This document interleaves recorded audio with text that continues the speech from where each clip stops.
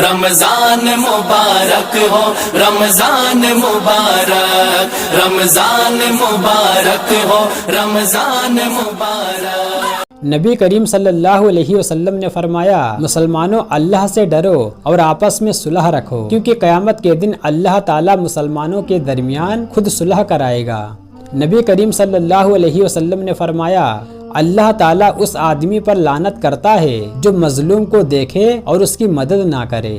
نبی کریم صلی اللہ علیہ وسلم نے فرمایا، اگر کوئی مسلمان اپنے مسلمان بھائی کی مدد کرنے میں ایک دن صرف کر ڈالے تو یہ بات اس سے بہتر ہے کہ وہ 1 مہینے تک اعتکاف میں بیٹھا رہے۔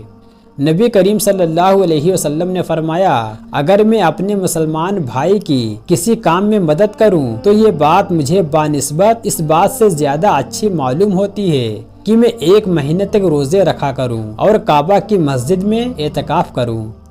نبی کریم صلی اللہ علیہ وسلم نے فرمایا، جو مسلمان اپنے مسلمان بھائی کو جلیل سمجھے اور اس کی مدد نہ کرے باوجود اس کے کہ وہ اس کی مدد کرنے کی قدرت رکھتا ہو، تو قیامت کے دن اللہ تعالیٰ اس کو تمام حاضرین کے سامنے ذلیل کرے گا۔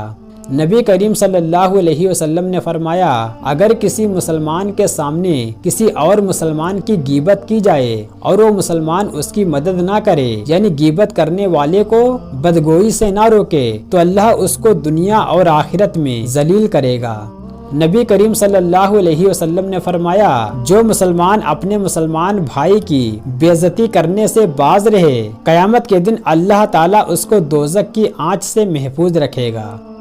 نبی کریم صلی اللہ علیہ وسلم نے فرمایا، جو مسلمان اپنے مسلمان بھائی کی غیبت کرنے سے باز رہے تو اللہ تعالیٰ اس کو دوزخ کی آگ سے ضرور بچائے گا۔ نبی کریم صلی اللہ علیہ وسلم نے فرمایا، جو مسلمان اپنے مسلمان بھائی کی پیٹھ پیچھے مدد کرے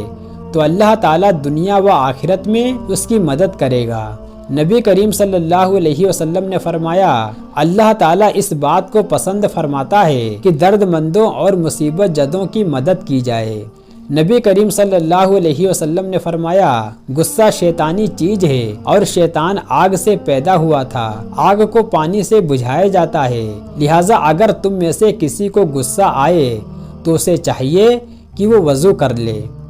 نبی کریم صلی اللہ علیہ وسلم نے فرمایا، تم میں سے جب کسی کو غصہ آئے اور وہ کھڑا ہو تو اسے چاہیے کہ وہ بیٹھ جائے، اگر بیٹھنے سے غصہ چلا جائے تو خیر، ورنہ اسے چاہیے کہ وہ لیٹ جائے۔ نبی کریم صلی اللہ علیہ وسلم نے فرمایا، حسد سے بچو، اس لیے کہ حسد نیکیوں کو اس طرح کھا جاتا ہے جس طرح آگ لکڑی کو کھا جاتی ہے۔ نبی کریم صلی اللہ علیہ وسلم نے فرمایا، کسی مومن کے لیے یہ حلال نہیں ہے کہ وہ اپنے بھائی سے 3 دن سے زیادہ قطع تعلق کرے کہ دونوں ملیں تو یہ ان سے منہ موڑ جائے اور وہ ان سے منہ موڑ جائے۔ ان دونوں میں بہتر شخص وہ ہے جو سلام کرنے میں پہل کرے۔ نبی کریم صلی اللہ علیہ وسلم نے فرمایا، اپنے بھائی کی کسی تکلیف پر خوشی کا اظہار مت کرو، ایسا نہ ہو کہ اللہ تعالیٰ اسے تو اس تکلیف سے عافیت دے دے اور تمہیں مبتلا کر دے۔ نبی کریم صلی اللہ علیہ وسلم نے فرمایا،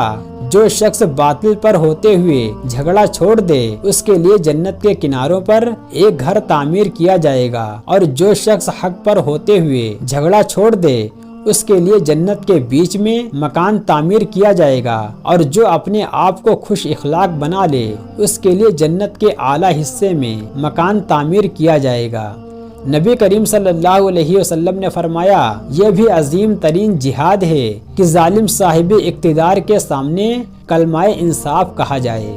نبی کریم صلی اللہ علیہ وسلم نے فرمایا، رب کی کچھ مخلوق ایسی ہے کہ اللہ نے اسے لوگوں کی ضرورتیں پوری کرنے کے لیے پیدا کیا ہے۔ لوگوں کو جب کوئی حاجت پیش آتی ہے تو گھبرا کر انہی کے پاس جاتے ہیں، ایسے لوگ اللہ کے عذاب سے محفوظ ہیں۔ نبی کریم صلی اللہ علیہ وسلم نے فرمایا، اللہ کی قسم، ہم یہ حکومت کا کام کسی ایسے شخص کے سپرد نہیں کرتے جو خود اسے طلب کرے یا اس کا حریص ہو۔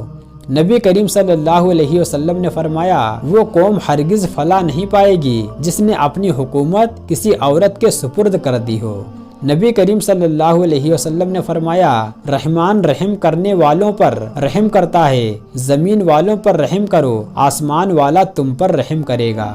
نبی کریم صلی اللہ علیہ وسلم نے فرمایا جب کسی شخص کو اپنے بھائی سے محبت ہو جائے تو اسے چاہیے کہ اسے بتا دے کہ میں تم سے محبت کرتا ہوں۔